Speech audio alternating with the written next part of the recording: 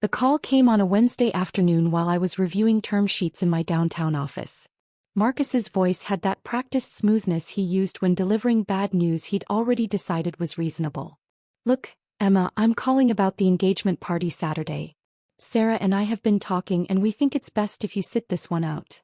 I leaned back in my chair watching the city skyline through floor-to-ceiling windows. "I see. Her family, they're heavy hitters in the venture capital world. Kleiner Perkins, Sequoia Connections. Her father sits on 3 boards. You understand how appearances matter in these circles." He paused as if waiting for me to argue. When I didn't, he continued. "It's not personal. It's just, you're still doing that nonprofit thing, right? The coding classes for underprivileged kids."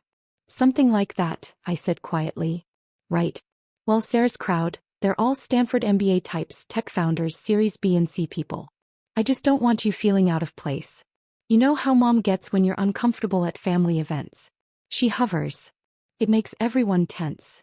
Through my office window I could see the NeuralCore logo on the building across the street. One of my portfolio companies. Their valuation had just hit $2.3 billion. "Marcus, it's fine. I understand. You're taking this really well." He sounded relieved. "I told Sarah you'd be cool about it. She was worried. You know how sisters can get territorial about their brothers." I smiled at that. Sarah Hartwell. I'd read her LinkedIn profile after Marcus first mentioned her.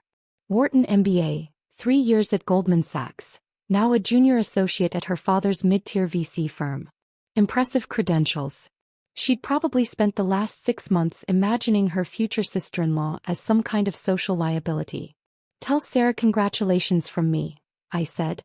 "Will do. Hey, maybe we can grab coffee next month? Catch up properly." "Maybe." After he hung up, I returned to the term sheet in front of me. My CFO, David Chin, knocked and entered without waiting for permission. One of the privileges of working together for 8 years. "The Bloomberg interview goes live tonight at 6, he said, dropping into the chair across from my desk. "Pierre wants to know if you've changed your mind about the cover photo. The one where I'm standing in the server room? They think the casual genius in her natural habitat angle plays well. Tech press eats that stuff up." He studied my face. "What's wrong?" "Family stuff." David had been there from the beginning, back when Neuralsphere was just me and 3 MIT dropouts working out of a Cambridge warehouse. He'd watched me build the AI infrastructure that now powered 17 of the Fortune 500's predictive analytics systems. He'd also met my family exactly once at my father's 65th birthday, and spent the entire evening looking confused. "Your brother," he guessed.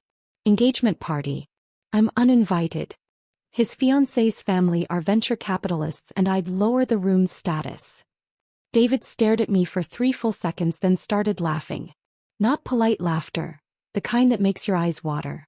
"Stop," I said, but I was smiling too. Emma Caldwell, whose Series C just closed at $180 million, whose AI platform is licensed by Microsoft, Tesla, and the Department of Defense, whose personal net worth Forbes estimated at $340 million last year, that Emma Caldwell would lower the status of a room full of venture capitalists. My family doesn't know about any of that. How is that still possible? It was a fair question. I'd been building Neuralsphere for 9 years. We had 240 employees. Our office took up 4 floors in a downtown high-rise. I'd been featured in TechCrunch, Wired, and The Wall Street Journal. I'd given a keynote at Web Summit in Lisbon. But my family still thought I ran coding workshops for low-income teenagers. I hadn't exactly lied. I did run those workshops, every Saturday morning in our community outreach space. I just hadn't mentioned the multimillion-dollar company that funded them. "They never asked the right questions," I said finally. "And I never volunteered information." The decision to keep Neuralsphere separate from my family had been deliberate. Growing up, success in the Caldwell household meant one thing. Marcus. Marcus the high school valedictorian. Marcus the Princeton graduate. Marcus the corporate lawyer at a white shoe firm pulling in $400,000 a year. When Marcus bought a BMW, Dad called everyone he knew. When Marcus made junior partner, Mom threw a dinner party for 40 people. When I dropped out of MIT 3 months before graduation to launch a startup, Dad stopped returning my calls for 6 months.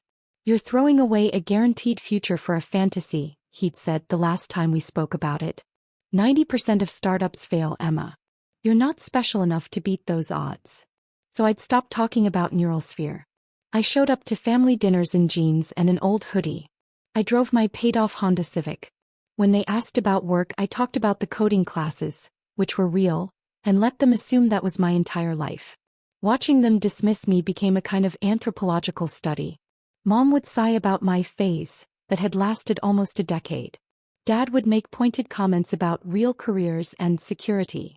Marcus would offer to connect me with contacts who might have entry-level positions in tech support. I took notes. I remembered every dismissive comment, every pitying look, every time they changed the subject when someone asked what I did for work. "You're enjoying this," David said, watching my face. "I'm enjoying building something that matters. The family stuff is just background noise. Background noise that just uninvited you from a party." My phone buzzed. A text from my mother. "Marcus explained about Saturday. Probably for the best, sweetheart. You can visit me Sunday instead. We'll have a nice quiet lunch, just us." Translation: she agreed I wasn't suitable for the engagement party's elevated company. Another text, this one from Marcus. "Sarah's relieved you understand. She was stressed about the optics. You're a good sister." "The Bloomberg piece goes live in 3 hours," David said, checking his watch. "After that, this whole charade gets a lot harder to maintain." I know. The interview had been scheduled for months. Samantha Wolf, Bloomberg's senior tech correspondent, had spent 6 hours with me last month.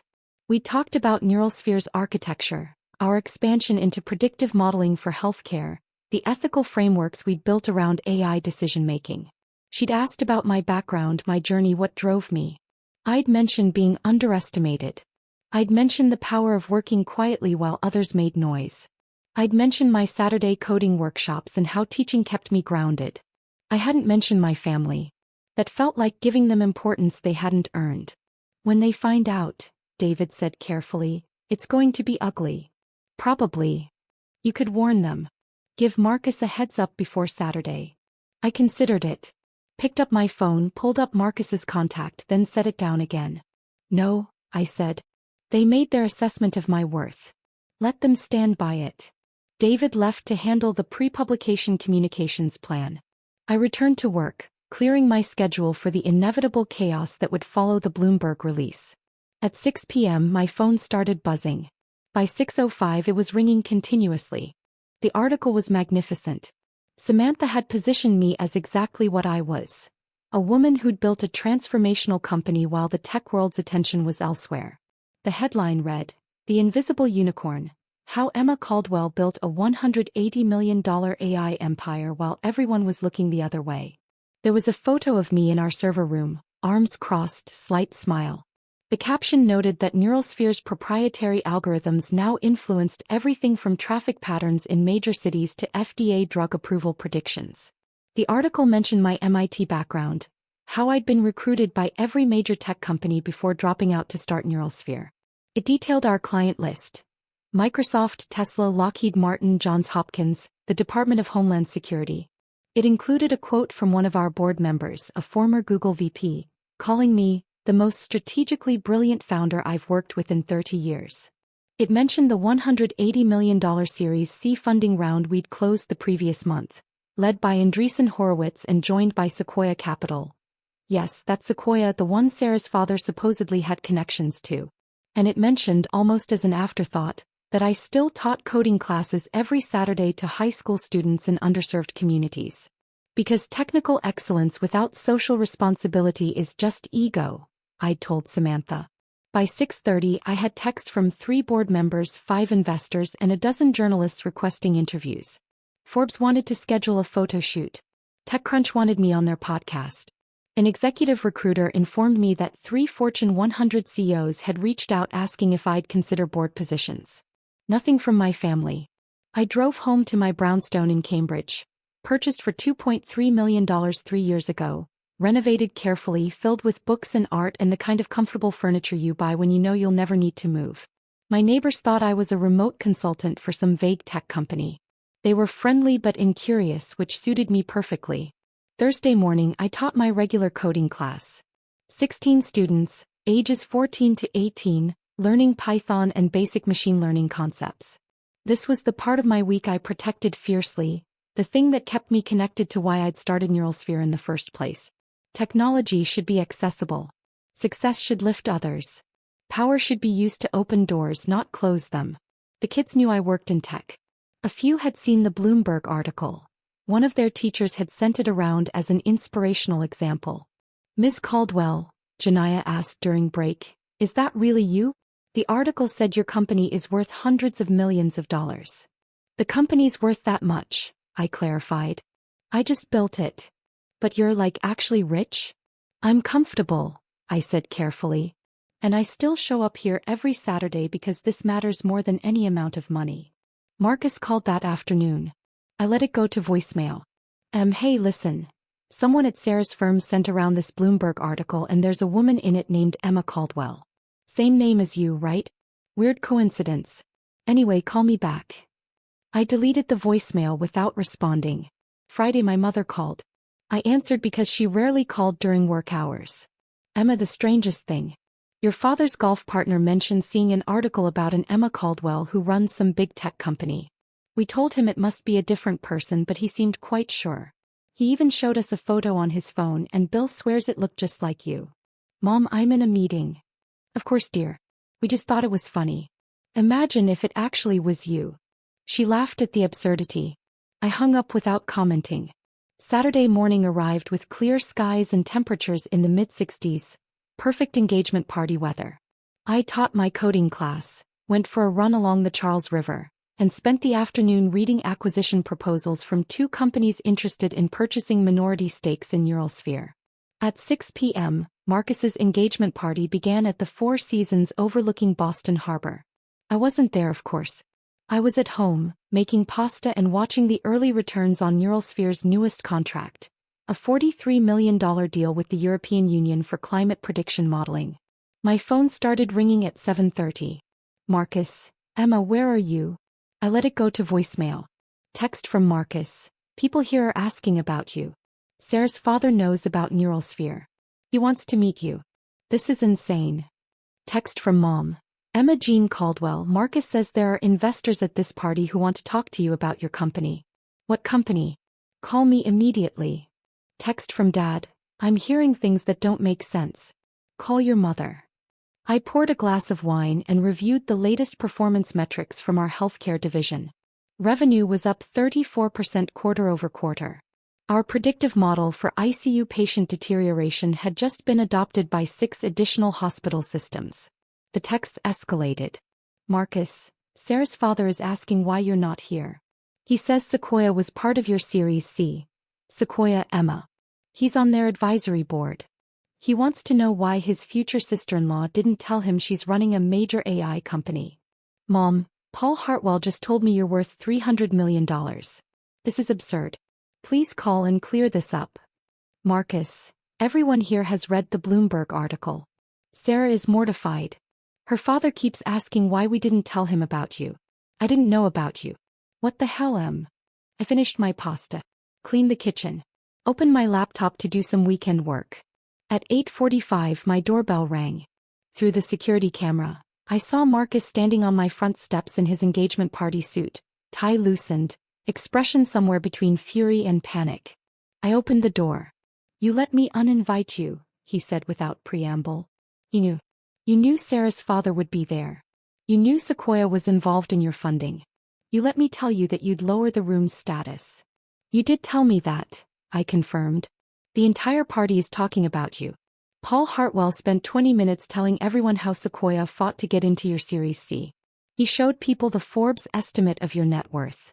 He said you've revolutionized predictive AI. Sarah's uncle is on Microsoft's board. He says your platform is mission-critical for their enterprise division." I leaned against the doorframe.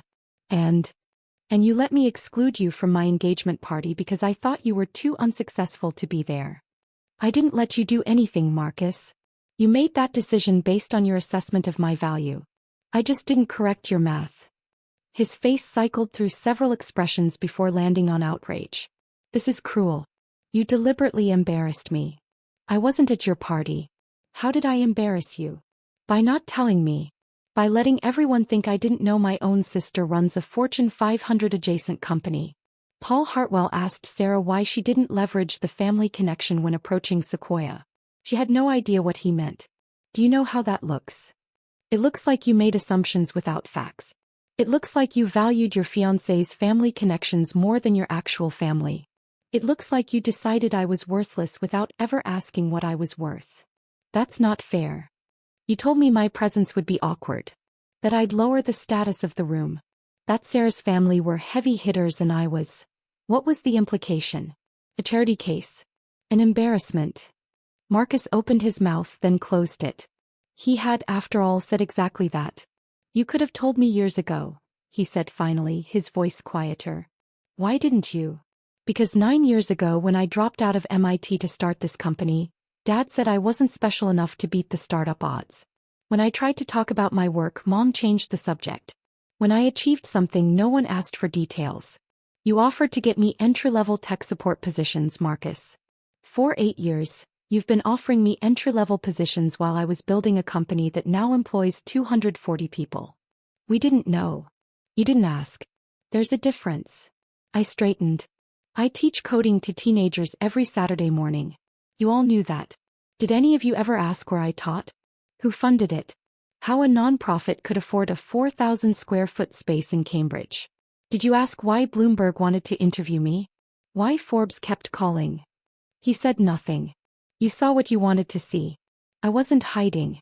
I was watching. I was taking notes on every dismissive comment, every pitying look, every time you assumed I was failing because I wasn't performing success the way you expected. That's... He struggled for words. That's calculated. Yes. It was. I smiled slightly. You taught me something valuable, Marcus. You taught me that people reveal their true values when they think there's no consequence for it. You showed me exactly how you measure worth. You made it very clear where I ranked in your hierarchy. Jesus, Emma. He dragged a hand through his hair. Mom's having a breakdown. Dad's on the phone with his golf partner trying to get details. Sarah's father wants to have dinner with you next week. He's talking about investment opportunities. Sarah's been crying in the bathroom for 30 minutes. Her uncle keeps asking how we could not know. This is a disaster. For you, I observed. Not for me. What do you want? An apology? Fine. I'm sorry. I'm sorry I didn't know. I'm sorry I didn't ask. I'm sorry I uninvited you. Is that enough? I considered the question seriously. Thought about 9 years of dismissed accomplishments. Thought about Dad telling me I wasn't special enough. Thought about Mom's patient sighs over my phase. Thought about Marcus's offers of entry-level positions and his relief when I agreed not to attend his engagement party. The apology is a start, I said. But it doesn't undo the assessment. You thought I was worthless enough to exclude from your celebration. That belief shaped your decision. The fact that you were wrong about my net worth doesn't change what you believed about my worth as a person. That's not... He stopped. I never thought you were worthless. You thought I was embarrassing. Awkward. Low status. Someone who would drag down the room's caliber. I shook my head. Those were your words, Marcus. You said my presence would be problematic around venture capitalists. Turns out venture capitalists are pretty comfortable around someone who just closed a $180 million Series C. His phone buzzed. He glanced at it, grimaced. Sarah wants to know if you'll come to the party now. Her father wants to introduce you to some people. No. Emma. I wasn't suitable for the party when you thought I was a failed MIT dropout teaching coding classes. I'm not suddenly suitable now that you've learned I'm worth something in dollars. My value didn't change. Your perception did. That's your problem, not mine. So what, you're just going to cut us off? Never speak to the family again. I'll speak to you when you say something worth hearing. When Mom stops calling my career a phase. When Dad stops offering advice on job security. When you stop measuring my worth in terms of whether I embarrass you. I started to close the door. Wait, Marcus said. Sarah's father, he really does want to meet you. He's talking about Sequoia potentially funding your Series D. He knows people at Kleiner Perkins at Benchmark. This could be important for your company. I paused, smiled. Marcus, Sequoia already has our contact information. If Paul Hartwell wants to discuss future funding, he can reach out through our CFO like everyone else. I don't need my brother's fiancé's father's connections. That's what you never understood. I never needed what you had. I built my own. His phone rang. He looked at me. It's Sarah. You should answer. It's your engagement party after all. Emma. Congratulations on your engagement, Marcus. I hope you and Sarah are very happy together. I really do. I closed the door gently but firmly. Through the security camera, I watched him stand on my steps for another minute before finally answering his phone and walking back to his car. Inside, my phone was buzzing with messages. Mom wanted to talk. Dad wanted explanations. Marcus wanted me to reconsider. Sarah. I had a text from a number I didn't recognize introducing herself as Sarah Hartwell and apologizing for the misunderstanding. There was also a message from Paul Hartwell himself sent through LinkedIn. Ms. Caldwell, I'm mortified by my daughter's family's treatment of you this week. I've been following Neurosphere's progress for 2 years. Would very much like to discuss future collaboration. My apologies for the circumstances of this introduction. Paul Hartwell. I responded, Mr. Hartwell, thank you for reaching out. Please contact David Chin, our CFO, to schedule a formal meeting. Looking forward to discussing Neurosphere's trajectory. Best regards, Emma. Professional. Pling. No acknowledgement of the family connection. Sunday morning I taught my coding class. Janaya had made significant progress on her machine learning project, a model to predict optimal bus routes based on ridership patterns. I spent extra time with her, explaining the mathematics behind gradient descent, watching her face light up as the concepts clicked. This was success. Not the money, not the Bloomberg profile, not the revenge of watching Marcus squirm at his engagement party. This, passing knowledge to someone hungry for it, watching curiosity transform into competence, knowing that 16 students would leave my class with skills that could change their trajectories. Monday morning, David arrived at my office with coffee and a knowing look. So, he said, how was your weekend? Quiet. Productive. Your brother called our main line Saturday night. Left a message asking for me to call him about the family situation. Don't. Wasn't planning to. He sipped his coffee. Paul Hartwell's office called this morning. Wants to schedule lunch. I told them we'd review our calendar and get back to them. Make him wait a week. We're not desperate. Never thought we were. He paused. Your family's going to keep calling. Probably. Eventually you'll have to talk to them. Eventually, I agreed. When they're ready to have an actual conversation instead of trying to retrofit me into a narrative that makes them feel better about their assumptions. David nodded. He understood. He'd been there when Neurosphere was just a concept and a warehouse lease. He'd watched me work 18-hour days, sleep on a cot in the office, exist on coffee and determination. He'd seen me rebuild our core algorithm from scratch when the first version failed. He'd been in the room when we landed our first Fortune 500 client. He knew this company wasn't luck or timing. It was relentless, strategic, calculated work. The same kind of calculation that had let me watch my family dismiss me for 9 years while I built something undeniable. You're not cruel, he said quietly. You're just done pretending their perception matters more than reality. Exactly. A week later, Marcus showed up at my office. He'd apparently charmed his way past security by dropping Paul Hartwell's name. David escorted him up personally, more out of curiosity than courtesy. Marcus looked around my space. The corner office with city views, the minimalist aesthetic, the wall of achievements and patents, the photo of me shaking hands with the Secretary of Commerce. This is what you do, he said. This is what you've been doing. Yes. You really teach coding classes every Saturday? Every single Saturday for 7 years. Same kids, watching them grow. 3 of my former students are now studying computer science at MIT. 2 are at Stanford. 1 just got accepted to the Google internship program. He absorbed that. I owe you a better apology than the one I gave at your door. Probably. I'm trying to understand why you let it go on so long. Why you didn't just tell us. I leaned back in my chair. 9 years ago, I needed to know who would believe in me when I had nothing but potential. Who would support the work, not just the outcome. I got my answer. That's harsh. That's honest. I met his eyes.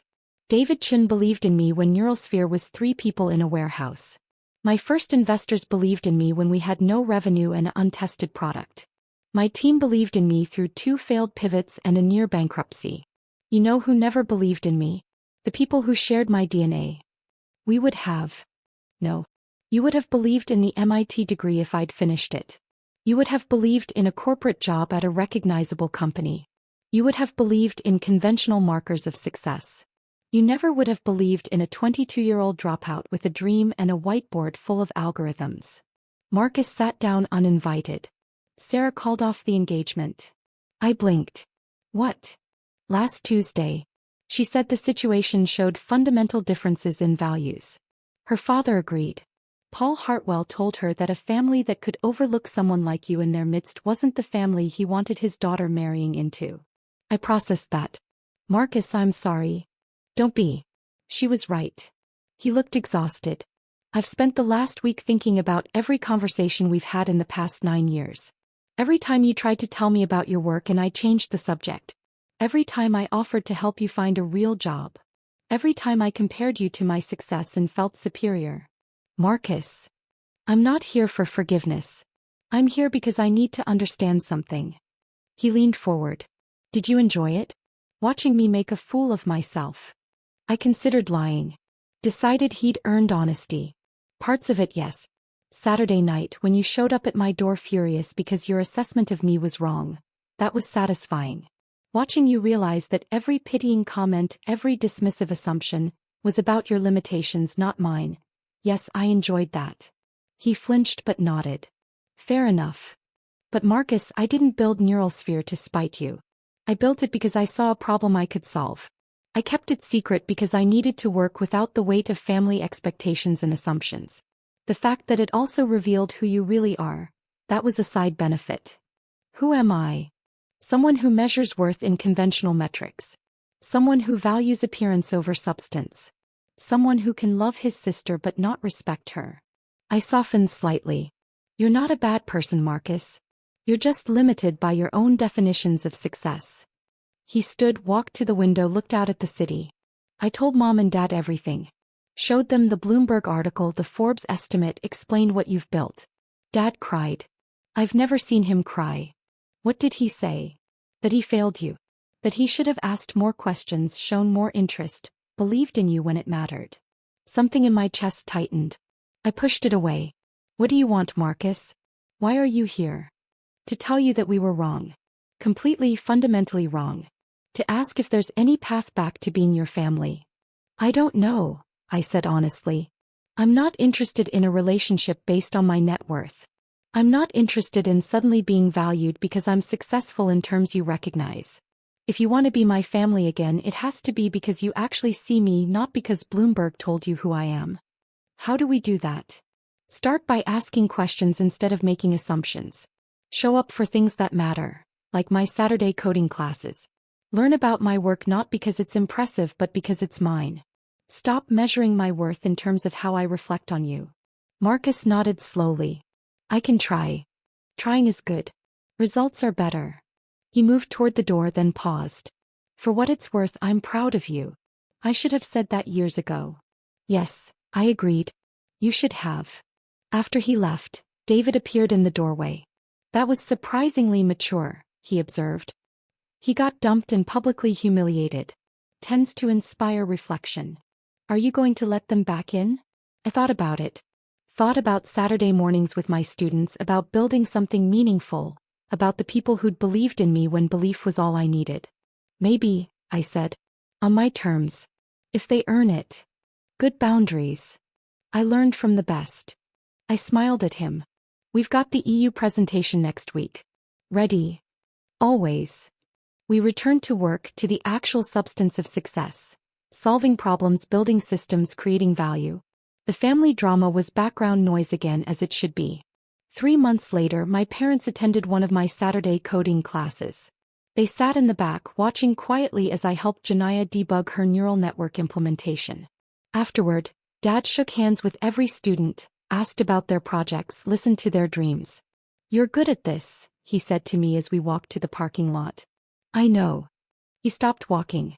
I need to say something I should have said 9 years ago. I was wrong. I was wrong about you dropping out, wrong about your potential, wrong about what matters. You didn't just beat the startup odds. You revolutionized an entire sector.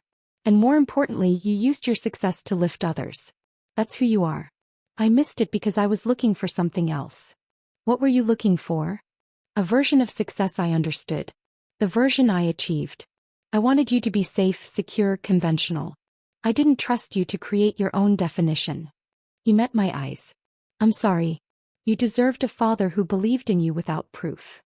It wasn't enough to undo 9 years. But it was a start. Come next Saturday, I said. Janaya's presenting her final project. She's brilliant, and she needs people to see her brilliance. I'll be there. He was. And the Saturday after that. And the one after that. Marcus attended too, bringing coffee for everyone and asking smart questions about machine learning applications. He was genuinely trying to understand the work rather than the outcome. Mom took longer. She struggled with reframing her understanding of who I was. But she showed up eventually, baking cookies for the students, learning their names, watching with wonder as they coded solutions to problems she couldn't understand. 6 months after the engagement party, Paul Hartwell and I finalized a strategic partnership between Neuralsphere and a consortium of firms including Sequoia. Not because of family connections but because our technology aligned with their portfolio needs. Sarah sent me a LinkedIn message. I hope you know my father didn't end things because of your net worth. He ended things because he saw how my family treated you when they thought you were unsuccessful. He taught me that character shows most clearly in how we treat people we think can't help us. I'm sorry for my part in that situation. I hope your family has learned what he tried to teach me. I responded, thank you for the apology. I hope you find someone whose family deserves you. She deserved that. Whatever her flaws, she'd been willing to learn. A year after Bloomberg published the profile, Forbes invited me to speak at their Under 30 Summit. They wanted me to talk about building success while being systematically underestimated. I stood on that stage and told the truth. My family thought I was a failure for almost a decade. They measured my worth by their standards and found me wanting. And that was the greatest gift they could have given me. Because it forced me to define success for myself.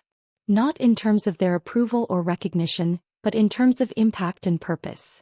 I paused, looked out at hundreds of young founders and entrepreneurs. You will be underestimated. People will mistake your quiet work for lack of ambition. They'll confuse your unconventional path with failure. Let them. Build anyway. Create value, solve problems, lift others. Success isn't about proving people wrong. It's about building something so undeniable that their opinions become irrelevant. The audience stood. Not because I was worth $340 million, but because I'd said something true. Afterward, my family waited backstage. Dad hugged me fiercely. Mom cried. Marcus said, I'm learning. Still learning, but I'm trying. I know, I said. I see you trying. That counts. We went to dinner at a small Italian place where nobody cared about net worth or Bloomberg profiles. We talked about Janaya's acceptance to MIT, about Marcus's new job at a nonprofit law clinic, about Mom's volunteer work with literacy programs. We talked about the work, not the outcome. The purpose, not the profit. It wasn't perfect. Some wounds take longer to heal than others. But it was honest, and that mattered more than any amount of money or recognition. Late that night, back in my brownstone, I sat at my desk and looked at the framed photo on my wall. Me and my first 16 coding students 7 years ago, all of us grinning like we'd discovered something precious. That photo wasn't worth $180 million. But it was worth infinitely more than my family's belated approval. I'd built something meaningful while they weren't looking. And in the end, that was its own perfect revenge.